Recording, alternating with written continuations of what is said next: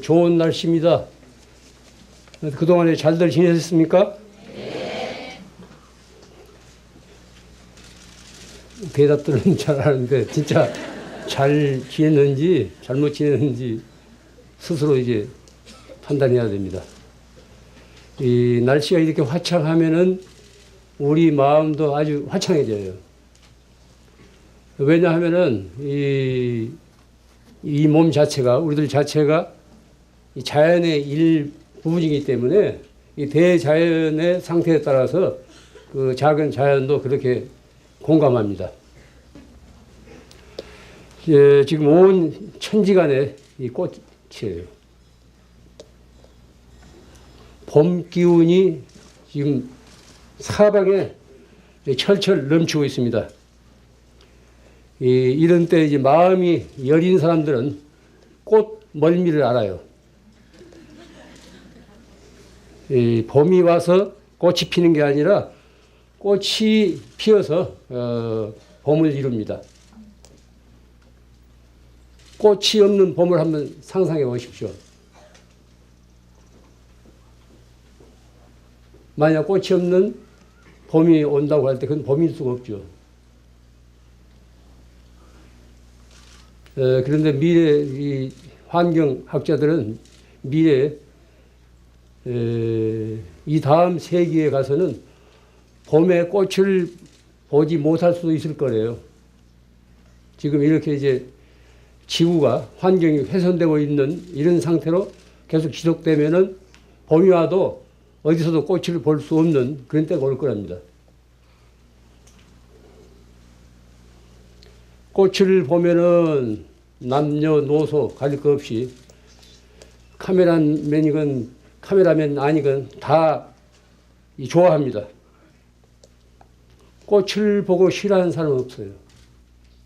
만약 꽃을 보고 싫어하는 사람이 있다면은 문제가 있는 겁니다.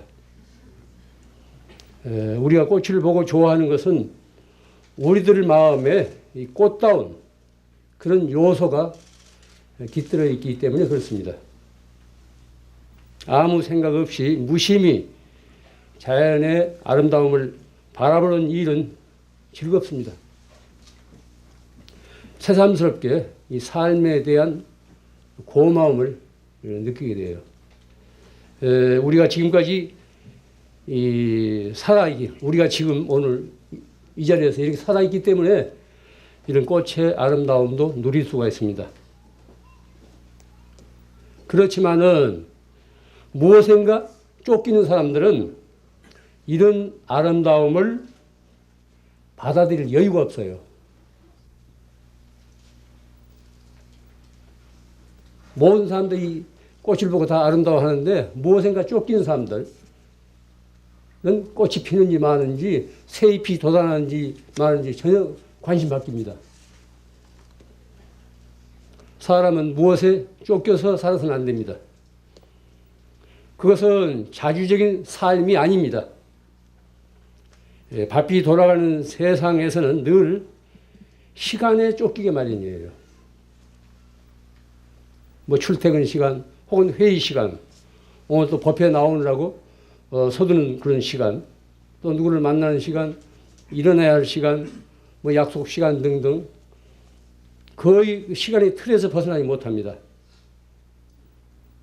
그럼 시간이란 뭡니까?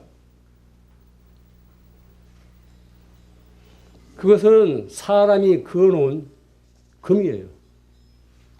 사람이 만들어놓은 금 같은 것입니다. 라인이에요. 물리적인 시간은 분명히 존재합니다. 특히 공동생활에서는 그런 물리적인 시간은 필요합니다. 만약 제멋대로 출퇴근하거나 제멋대로 시간을 지키지 않고 놀아난다면 그 공동체에서 큰 혼란이 일어날 겁니다. 물리적인 시간은 분명히 필요하고 존재해야 됩니다. 그러나 심리적인 시간은 그 성질이 달라요. 물리적인 시간과 심리적인 시간 그 성질이 다릅니다. 불안과 두려움은 이 심적인 시간에 의해서 부추김을 당해요. 혼자 가만히 있는데 전혀 어떤 물리적인 시간에 상관없이 혼자 가만히 있는데 혼자 속으로 불안해했다가 두려워했다가 그런 수가 있습니다. 이것은 심리적인 시간을 감당 못해서 그런 겁니다. 사람은 이 심적인 시간에서 자유로울 수 있어야 됩니다. 물리적인 시간은 이건 타의적이에요. 외부적인 겁니다. 심적인 시간은 자주적이에요. 잘 아시다시피 시간은 과거, 현재, 미래로 이어져 있습니다. 시계가 시간을 만드는 건 결코 아닙니다. 흔히 시간이 모든 것을 해결해 준다. 이런 말도 하지 않습니까? 그래서 세월이 약이겠죠. 시간이 모든 것을 해결해 줘? 그런 말에 속지 마십시오. 시간 자체는 무슨 일을 해결해 줄 수 없습니다. 세월이 지나가면 거기에는 이제 망각이 있을 뿐이에요. 모진 마음을 먹었다가도 세월이 지나가면 스스로 풀립니다. 망각이 되는 거예요. 이런 이야기가 있습니다. 초기 아프리카를 탐험한 유럽인들이 겪은 경험담이에요. 이 이야기는 회교 신비주의 수도자인 그 수피 우화에도 실려 있습니다. 한 탐험가가 밀림을 뚫고 목적지를 향해 가고 있었는데 그는 짐을 운반해 줄 세 사람의 원주민을 고용했어요. 많은 짐을 가지고 가야 하기 때문에 혼자 갈 수가 없기 때문에 또 길 안내도 받아야 되기 때문에 원주민 세 사람을 고용했습니다. 그 탐험가가. 그들은 사흘 동안 충분한 휴식도 취하지 못한 채 서둘러서 밀림을 뚫고 앞으로 계속 나가기만 합니다. 사흘째 되던 날 짐꾼들은 자리에 주저앉아서 더 움직이려고 하지 않습니다. 길을 잘 오다가 갑자기 짐꾼들이 주저앉아가지고 움직이려고 하지 않으니까 이 탐험가가 잔뜩 화를 내요. 서양 사람들, 미개인들한테 화를 잘 내듯이. 미개인이 아니라고 원주민이에요. 원주민. 문명에 오염되지 않는 원주민입니다. 탐험가는 화를 내면서 예정된 날짜 시간에 그 목적지까지 꼭 도착해야 하기 때문에 어서 가자고 아주 재촉을 해요. 그렇지만 짐꾼들은 그 자리에서 꼼짝도 하지 않습니다. 그래서 그는 욱박지기도 하고 달래기도 하지만 짐꾼들은 전혀 요지부동이에요. 그래서 탐험가는 그 세 사람 중 한 사람을 붙들고 그럼 이유를 한번 말해보아라. 너희들이 이렇게 이제 잘 오다가 왜 이제 주저앉아가지고 다시 길을 가려고 하지 않는 이유를 한번 말해보라고 하니까 그가 한 말이에요. 우리는 이곳까지 제대로 쉬지도 않고 너무 빨리 왔어요. 이제 우리 영혼이 우리를 따라올 시간을 주기 위해서 이것을 기다려야만 합니다. 이렇게 이제 대답을 합니다. 쫓기듯이 사흘 동안 계속 왔기 때문에 영혼이 분리된 거예요. 그래서 영혼이 우리를 따라올 시간을 주기 위해서 이곳에 기다려야 한다는 거예요. 그들은 탐험가가 이끄는 대로 허둥대면서 쫓기듯 길을 헤쳐오느라고 영혼이 따라올 시간을 주지 않았던 겁니다. 다른 말로 하자면은 정신없이 쫓겨왔던 겁니다. 이 이야기는 현대의 우리들에게 아주 중요한 가르침을 전하고 있습니다. 속도와 효율성만을 내세우다가 영혼을 상실한 현대인들의 모습을 그대로 상징하고 있습니다.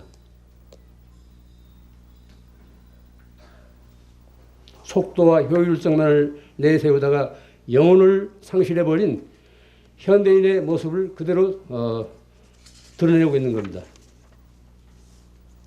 속도는 스트레스를 일으키는 원인이 될 수 있습니다. 시간에 쫓기거나 몹시 서두를 때 또는 재촉을 당할 때 스트레스를 받아요.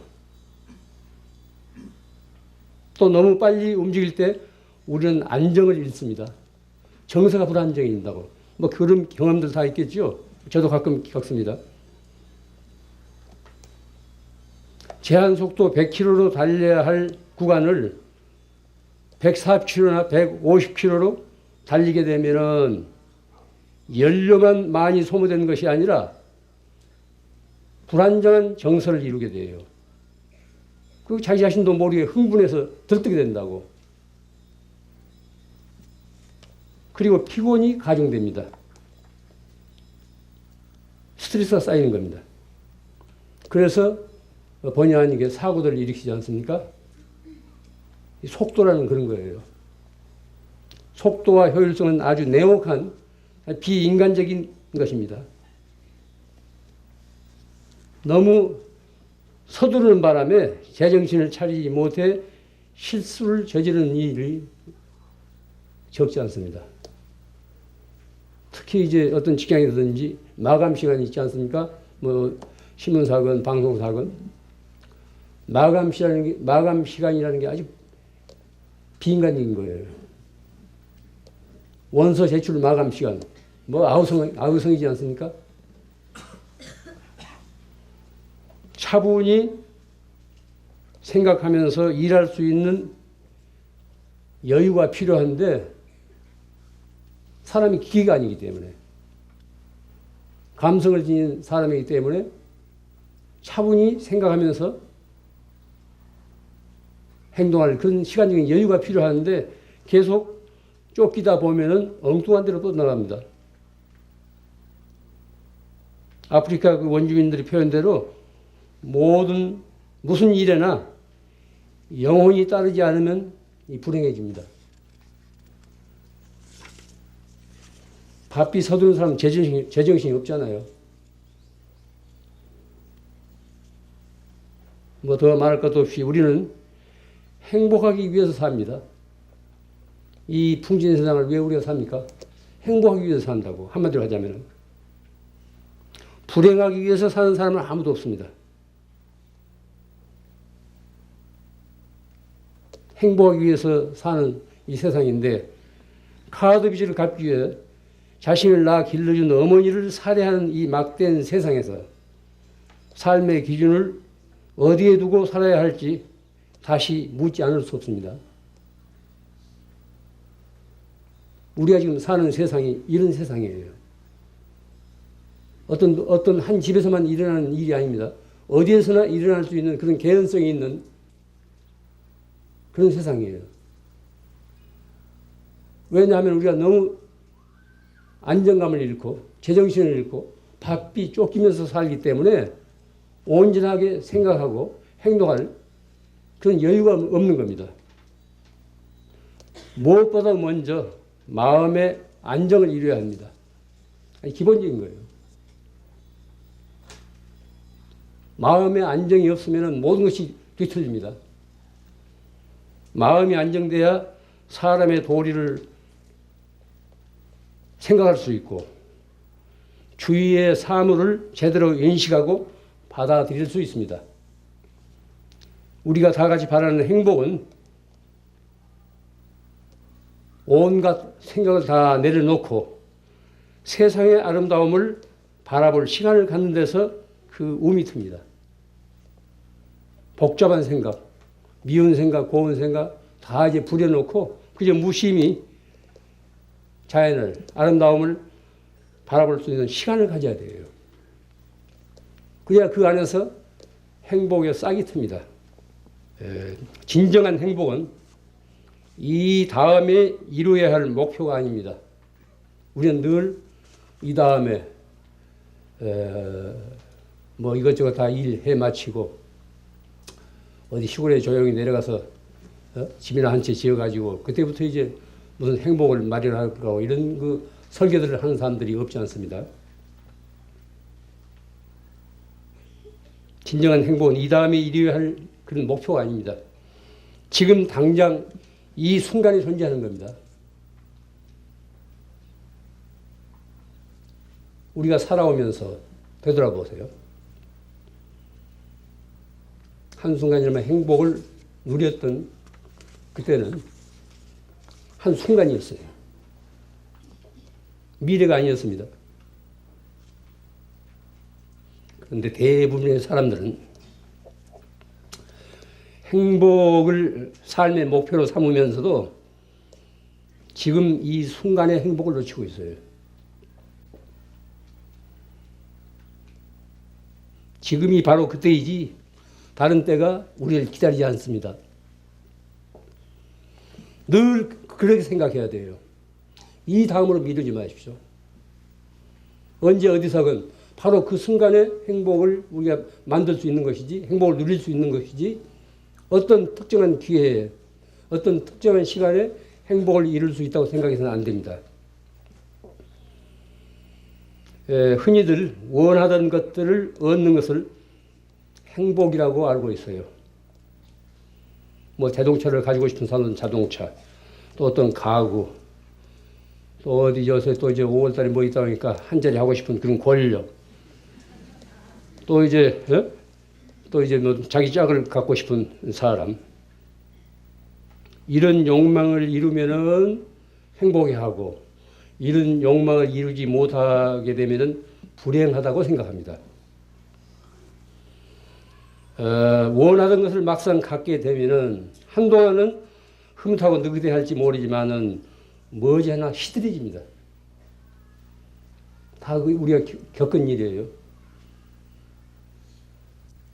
머지않아 그렇게 소중하던 것이, 그 소중하던 물건이 머지않아 시들해진다니까요. 거기 있는지 마는지 쳐다도 안 보게 돼요.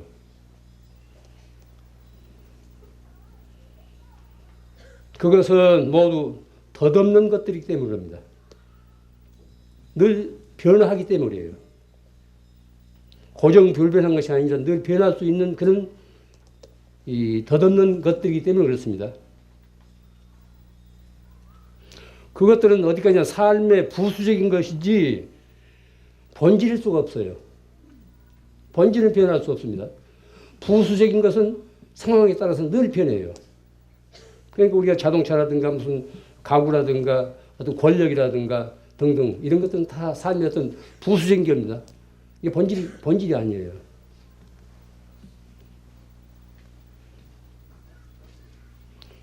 부수적인 것과 본질적인 것을 분별할 수 있어야 됩니다.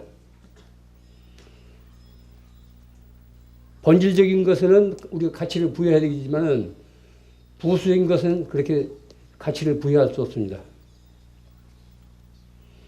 행복은 요구하고 추구할 수 있는 것이 아닙니다. 주어지는 거예요. 행복을 우리가 요구하고 추구한다고 해서 달성할 수 있는 것은 아닙니다.